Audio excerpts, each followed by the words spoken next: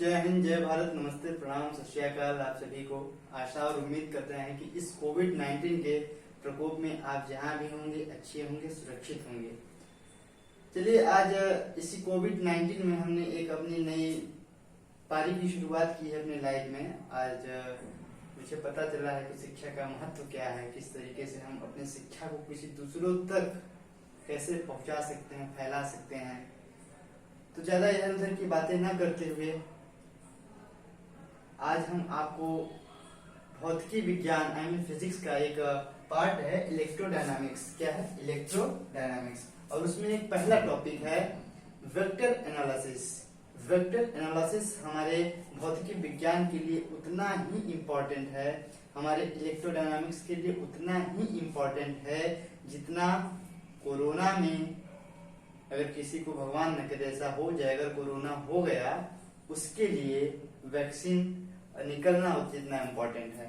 समझ सकते हैं कि इलेक्ट्रोडायनामिक्स और वेक्टर एनालिसिस में आपको आज रिलेशन समझाएंगे कि एक्चुअल में हमारा वेक्टर एनालिसिस इतना इम्पोर्टेंट क्यों होता है। हर एक जगह इसके हर एक पहलुओं पर हम चर्चा करेंगे। इसके एक होता क्या है, एक कहलाता क्या है, इसकी एग्जांपल्स क्या हैं, इसमें क्या क्या होता है, इसका प्लस कैसे होता है, इसका माइनस कैसे होता है, इसका प्रोडक्ट कैसे होता है। आज सब पहलुओं पर इसकी हम चर्चा करेंगे। तो सबसे पहले हम वेक्टर के बारे में बात करते हैं कि एक्चुअल में वेक्टर होता क्या है। तो आप सीधी सी जानते हैं कि राशियां दो प्रकार की हमारी होती हैं। एक होता है ये वेक्टर राशि, जिसको हम सदिश राशि कहते हैं, और दूसरा होता है स्केलर, जिसको हम अदिश राशि कहते हैं। तो हम वेक्टर के बारे में जब हम बात करते हैं तो वेक्टर वही होता है जिसमें मैग्नीट्यूड होता है with direction is called a vector. Magnitude with direction is called a vector. तो वेक्टर के बारे में इसका देखिए कितना सिंपल सा परिभाषा है कि magnitude with direction is called a vector. इसका मतलब तो समझ ही गए होंगे। इसका कुछ एग्जांपल्स है, जैसे फोर्स है, मोमेंटम है, एक्सेलरेशन है इत्यादि। तो हम फोर्स को लेकर चलते हैं, ठीक। अब देखिए, नॉर्मल भाषा में एकदम देहाती भोजपुरिया लैंग्वेज में अगर हम बात करें तो सभी लोग, अब इसमें डायरेक्शन का मतलब होता है दिशा। डायरेक्शन का क्या मतलब होता है? दिशा।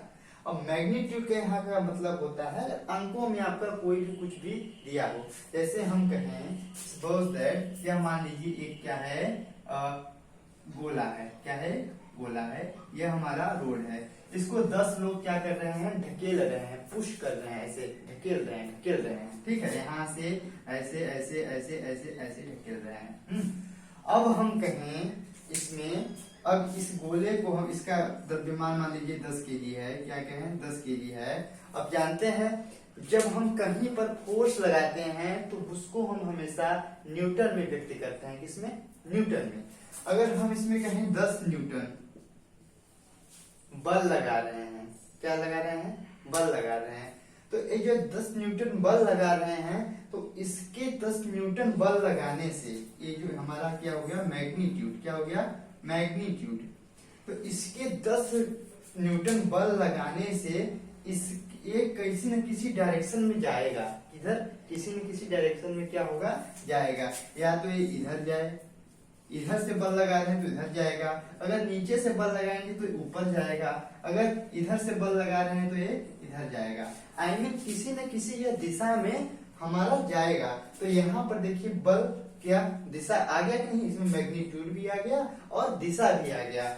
इसको हम देखिए दर्शाते कैसे हैं। जैसे वेक्टर क्या है हमारा, फोर्स क्या है हमारा? एक वेक्टर क्वांटिटी है, वेक्टर राशि है।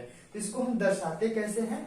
ऐसे करके ऊपर एक ठो एरो लगा देंगे, राम जी वाला एरो, तीर ऐसे पर। देखिए, तो ये जो इसका ये वाला पोर्शन होता है ना, टेल, जिसको ये वाला इसको हम कहते हैं मैग्नीट्यूड। क्या कहते हैं? मैग्नीट्यूड। और ये जो ये वाला होता है ना, ऐसे ऐसे निकला, इसको हम क्या कहते हैं? डायरेक्शन। क्या कहते हैं? डायरेक्शन। देखिए, अब ये 10 जो है ये 10 हो गया, ठीक है। और ये जो अब जिधर पूरब में जाए, चाहे पश्चिम में जाए, चाहे उत्तर में जाए, चाहे दक्षिण में जाए, तो ये क्या हो गया? हमारा दिशा, डायरेक्शन हो गया। अब समझ में आया कि वेक्टर आई मीन फोर्स को वेक्टर हम क्यों कहते हैं, इसी प्रकार मोमेंटम हो गया, इसी प्रकार एक्सेलरेशन हो गया। ठीक है, अब थोड़ा सा अब आपको समझा भी दिए हैं कि जब भी वेक्टर हम लिखेंगे इसके ऊपर ऐसे लिख देंगे, जैसे एक्सेलरेशन हो गया इसके ऊपर हम ऐसे लगा देंगे। इसका मतलब क्या होता है कि इसमें दिशा और मैग्नीट्यूड दोनों होता है। चलिए ये सब बात हो गई। अब थोड़ा सा स्केलर राशि के बारे में चर्चा कर लेते हैं। स्केलर राशि, स्केलर राशि I mean scalar quantity, scalar quantity के बारे में अगर चर्चा हम करते हैं तो इसमें क्या होता है, सिर्फ इसी दिशा को हम क्या कर देते हैं, खल्लास कर देते हैं, हटा देते हैं। आई मीन क्या होता है, मैग्नीट्यूड अगर किसी भी कोई भी अगर ऐसा हम कोई कुछ करते हैं तो सिर्फ और सिर्फ उसमें मैग्नीट्यूड होता है। क्या होता है, मैग्नीट्यूड होता है, दिशा का अभाव होता है। क्या होता है, दिशा का ऐसी राशि जिसमें सिर्फ और सिर्फ क्या होता है, मैग्नीट्यूड होता है, डायरेक्शन का बिल्कुल उसमें अभाव होता है, उसमें डायरेक्शन होता ही नहीं, तो वह क्या कहलाता है, हमारा स्केलर क्वांटिटी कहलाता है। क्या कहलाता है, स्केलर क्वांटिटी कहलाता है। आई मीन ओनली मैग्नीट्यूड, क्या होता है, मैग्नीट्यूड सिर्फ लिख नहीं रहे हैं, बस समझ लीजिए कि सिर्फ और सिर्फ क्या होता है, इसमें मैग्नीट्यूड होता है, दिशा नहीं होता। डायरेक्शन क्या होता है, डायरेक्शन क्या होता है, नहीं होता है, नहीं होता। ओके, अब देखिए इसके एग्जांपल्स क्या हैं। जैसे एग्जांपल्स इसका बहुत ही अच्छा है। जैसे टेम्परेचर हो गया, क्या हो गया हमारा, टेम्परेचर, टेम्परेचर। अगर आप समझिए डॉक्टर के पास अगर आप जाते हैं, थोड़ा सा अगर आपको बुखार हुआ है, अगर आप डॉक्टर के पास जा रहे हैं, डॉक्टर थर्मामीटर लगा करके चाहे यहाँ चाहे यहाँ चाहे जहां पर भी चेक कर रहा है, तो वहां पर डॉक्टर सिर्फ यही बताता है कि भैया आपको 70 डिग्री आपका है, 80 डिग्री है, आई मीन 100 डिग्री है, 99 डिग्री है, इसी तरीके से बताता है। तो सिर्फ वो ये नहीं बताता डॉक्टर की 70 डिग्री पूर्व दिशा में आपको बुखार है, 80 डिग्री पश्चिम दिशा में आपको बुखार है, 90 डिग्री ऊपर आपको बुखार है, 100 डिग्री नीचे आपको बुखार है, ऐसा नहीं बताता ना, 105 डिग्री बाएं आपको बुखार है। सिर्फ और सिर्फ वो आपका मैग्नीट्यूड बोलता है, भैया आपको 70 डिग्री है संभल जाइए, 80 डिग्री है संभल जाइए, 90 डिग्री है संभल जाइए। इसी में आपका हो जाता है काम क्या, तमाम। आप बिल्कुल अच्छे से काम तमाम का मतलब यहाँ पर आप बिल्कुल अच्छे से समझ जाते हैं कि हाँ हमें समझना चाहिए। तो यह होगा हमारा टेम्परेचर। अब समझ में आई नहीं, इसमें देखिए डायरेक्शन नहीं होता है, ये पूछवा तो होता है लेकिन ये डायरेक्शन और इसका क्रिया गायब हो जाता है, समझ में आया नहीं। तो यह हमारा क्या होता है, स्केलर से समझ में आ गया। स्केलर में सिर्फ और सिर्फ मैग्नीट्यूड होता है और हमारे वेक्टर में सिर्फ आई मीन डायरेक्शन और मैग्नीट्यूड दोनों होता है। चलिए अब बात करते हैं वेक्टर जो एनालिसिस, एक वेक्टर है, वेक्टर हमारी क्वांटिटी है, vector vector vector vector vector क्वांटिटियों को हम दर्शाते तो हैं और उसका जोड़ कैसे होता है, उसको किस तरीके से हम क्या कर सकते हैं, जोड़ सकते हैं, क्या कर सकते हैं, किस तरीके से जोड़ सकते हैं। मान लीजिए सपोज दैट यह हम इसको हम दर्शाते कैसे हैं, वेक्टर को ऐसे पर, इसको हम वेक्टर का सिंबल एक तरीके से हो गया, सिंबल। ओके, इसको हम कहते हैं टेल, पूंछ, और इसको जानते ही हैं डायरेक्शन ही हो गया। ओके, तो ये जो पुछवा होता है, टेलवा होता है हमारा, इसको आप जान लीजिए बिल्कुल अच्छे से आराम से। मान लीजिए कि एक ठो राम नाम, एक ठो कोई एक वेक्टर है, कोई एक वेक्टर है, वेक्टर है, हम उसका नाम राम लिख दे रहे हैं। क्या लिख दे रहे हैं, राम, आई मीन राम। ये वेक्टर है, कोई एक पहला वेक्टर है, इसका हम क्या नाम लिख देते हैं, राम। दूसरा हमारे पास कोई वेक्टर है, वेक्टर है, उसका हम नाम लिख दे रहे हैं क्या, श्याम। क्या लिख दे रहे हैं, श्याम। अगर राम सपोज करिए कि इधर है, क्या है, राम इधर है, ये राम हुआ, ठीक है। और सपोज करिए कि श्याम इधर है, क्या है, श्याम। ओके, ए वेक्टर पहला हुआ हमारा, ए वेक्टर दूसरा हुआ।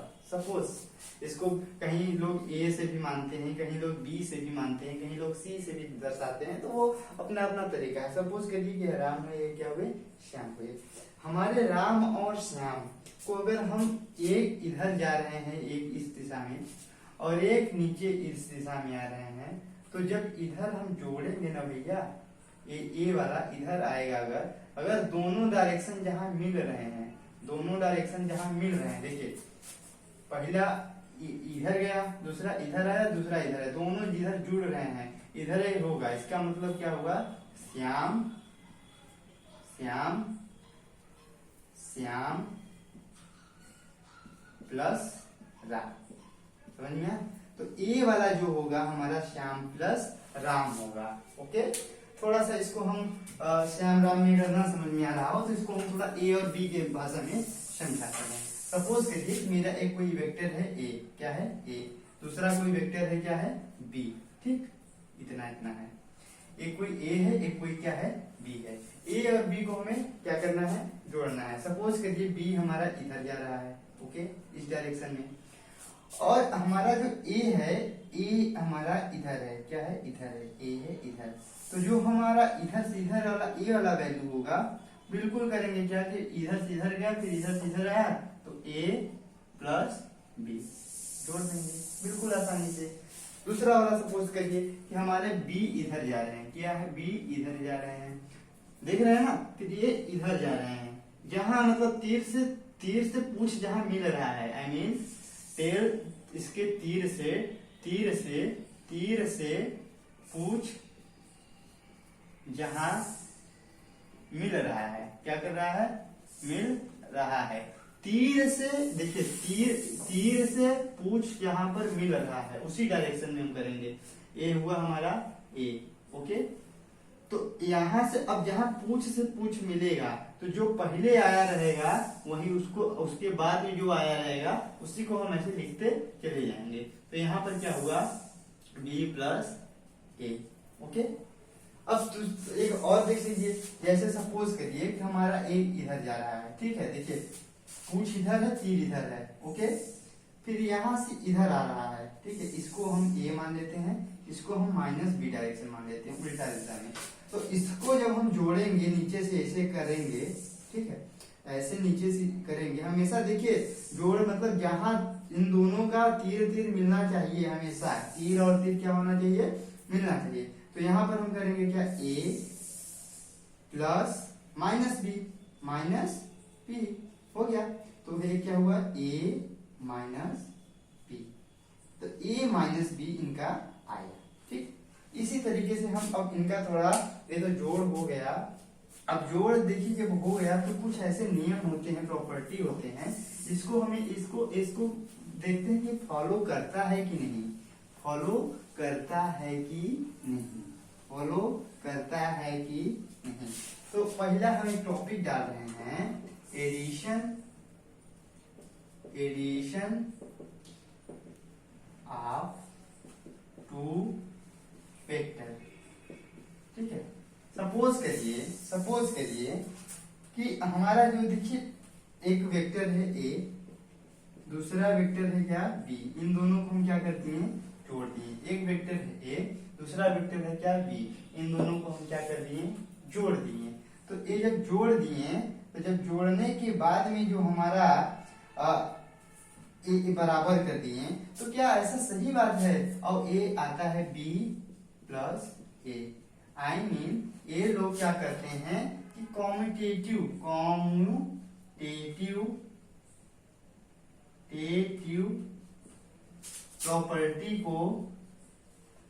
प्रॉपर्टी को फॉलो करते हैं, क्या करते हैं, फॉलो करते हैं, ओके। ये लोग क्या करते हैं, कॉम्यूटेटिव प्रॉपर्टी को क्या करते हैं, फॉलो करते हैं। एक कॉम्यूटेटिव प्रॉपर्टी क्या होता है, सपोज करिए कि आपके पास 5 रुपया है, ठीक है, आपके पास क्या है, 5 रुपया है, और आपके दूसरे साथी के पास 4 रुपया है, ठीक है, आपके दूसरे साथी के पास 4 रुपया है, ठीक है। एक मैं बात बता रहा हूँ बस, ये वेक्टर है, इस पे ऐसे लगा दे रहे हैं, सपोज करिए, और इसको अब देखिए अब चाहे अब कुल मिलाकर के आपके पास कितने हुए, 9 रुपया हुए, ठीक है। ये आप हैं, ये आपका साथी है, क्या है आपका साथी है। ये आप हुए, ये आपका साथी है, आप दोनों के पास मिलाकर के कितना है, 9 रुपया है। अब सपोज करिए कि आपके पास 4 रुपया हुआ, ठीक है, और आपके साथी के पास 5 रुपया हुआ, ठीक। तो दोनों मिला करके आपके दोनों के पास 9 रुपया होगा ना भैया, होगा ना। सपोज करिए कि 9 रुपए का आपको सामान लेना है, 9 रुपए का आपको क्या लेना है, कोई सामान लेना है। तो आपके पास चाहे 4 रुपया हुआ, 5 रुपया हुआ, चाहे आपके साथी के पास 4 रुपया हुआ, दोनों मिलाकर क्या हुआ, 9 रुपया हुआ। अब एक दिन बाद की बात करते हैं, तो आपके साथी के पास 4 रुपया हुआ और आपके पास 5 रुपया हुआ, तो दोनों मिलाकर के 9 रुपया हुआ ना, हुआ ना। तो ये दोनों अगर दोनों मतलब वैल्यू अगर चेंज ना हो, चाहे a प्लस बी कर लें, चाहे b प्लस ए कर लें, दोनों अगर आपस में बराबर नहीं आते हैं, इसका मतलब यह है कम्यूटेटिव रूल को क्या करता है, फॉलो करता है। चलिए आगे हम बात करते हैं, एक कम्यूटेटिव रूल हो गया। दूसरा एक और है एसोसिएटिव लॉ। क्या होता है, एसोसिएटिव लॉ। अब एसोसिएटिव लॉ क्या होता है, देखिए ब्रैकेट का खेल है। सब 3 ठो आपके पास मान लीजिए कोई वेक्टर है, एक वेक्टर ए है, दूसरा वेक्टर बी है, तीसरा वेक्टर क्या है, सी है। सपोज करिए कि ए वेक्टर ऐसे है प्लस ऐसे बी प्लस सी है, ठीक है। तो बराबर जब इसको हम क्या करेंगे, a प्लस बी प्लस सी है, ठीक है। तो अगर हम a प्लस बी दोनों को फिर ऐसे सी के ऐसे जोड़ दें, तो ये दोनों क्या होंगे, बराबर होंगे। जिसका मतलब क्या हुआ कि यह एसोसिएटिव लॉ को क्या करते हैं, फॉलो करते हैं, ठीक है। सपोज करिए a के पास 2 रुपया है, b के पास 3 रुपया है, c के पास 4 रुपया है, कितना हुआ, 4 3 7 2 9 रुपया, ओके। अब यहाँ पर देखिए a के पास 2 रुपए है, b के पास 3 रुपए है और ब्रैकेट बंद, और c के पास कितने हैं, 4 रुपए हैं। 3 2 5 4 9, दोनों बराबर ही आ रहे हैं ना भैया। तो इसका मतलब यह क्या हुआ कि एसोसिएटिव लॉ को क्या करते हैं, फॉलो करते हैं। चलिए अब आते हैं मल्टीप्लिकेशन विद क्या है, हाँ स्केलर। कोई स्केलर, स्केलर का मतलब समझाई दिए थे, स्केलर का मतलब क्या होता है, इसमें सिर्फ और सिर्फ मैग्नीट्यूड क्या हो मैग्नीट्यूड हो, जिसमें सिर्फ और सिर्फ क्या हो, मैग्नीट्यूड हो, क्या हो मैग्नीट्यूड। तो क्या है हमारा भैया टॉपिक है मल्टीप्लिकेशन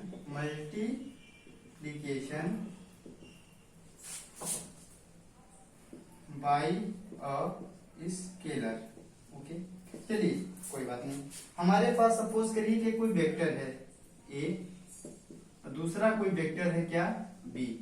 इन दोनों को अगर हम जोड़ रहे हैं a प्लस b, ओके, और इसमें किसी हम ऐसे चीज से गुणा कर रहे हैं, मान लीजिए कोई एक स्केलर हमारे पास a है, तो इसका वैल्यू क्या होगा, तो इसको आप बराबर में ऐसे कर सकते हैं a प्लस a b।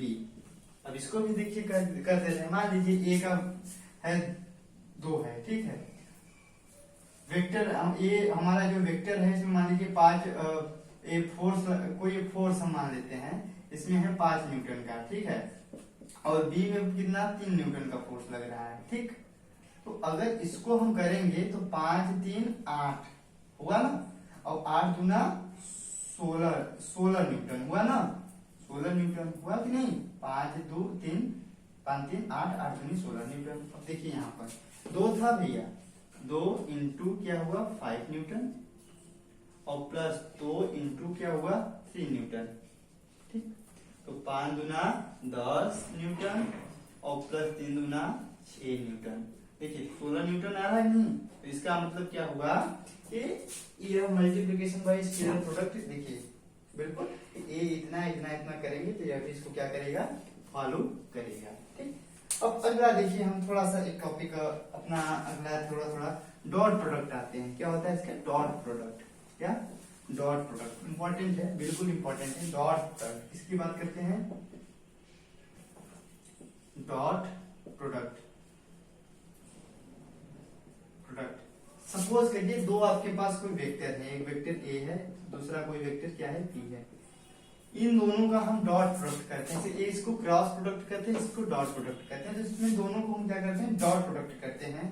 तो a into B equal to हमेशा आता है, क्या आता है, ए बी कॉस थीटा। अब थोड़ा सा हम थीटा की वैल्यू निकालते हैं कि थीटा एक्चुअल में कैसे निकलता है।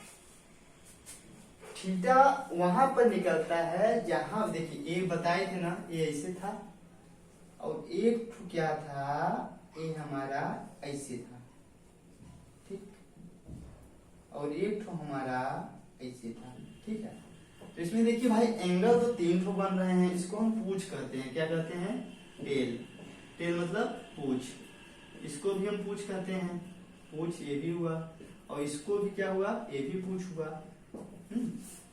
तो देखिए हम बता रहे हैं थीटा, देखिए इसमें तो त्रिभुज बन गया, इसमें भाई ए भी एंगल हो सकता है, ए भी एंगल हो सकता है, ए भी एंगल हो सकता है ना।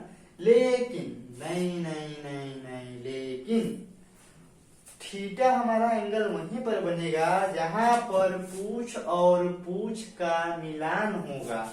पूछ और पूछ का जहां पर मिलान होगा, उसके डायरेक्शन से उसका कोई लेना देना, कोई मतलब नहीं होगा। जहां पर सिर्फ और सिर्फ उसके पूछ से पूछ का मिलान होगा, वह हमारा क्या, वही हमारा क्या कहलाएगा, थीटा कहलाएगा। देखिए जैसे यहाँ पर ए, यहाँ पर डायरेक्शन हो गया, ए यहाँ पर डायरेक्शन हो गया, ए मान लीजिए इसको, इसको बी मान लीजिए, इसको सी मान लीजिए, ओके।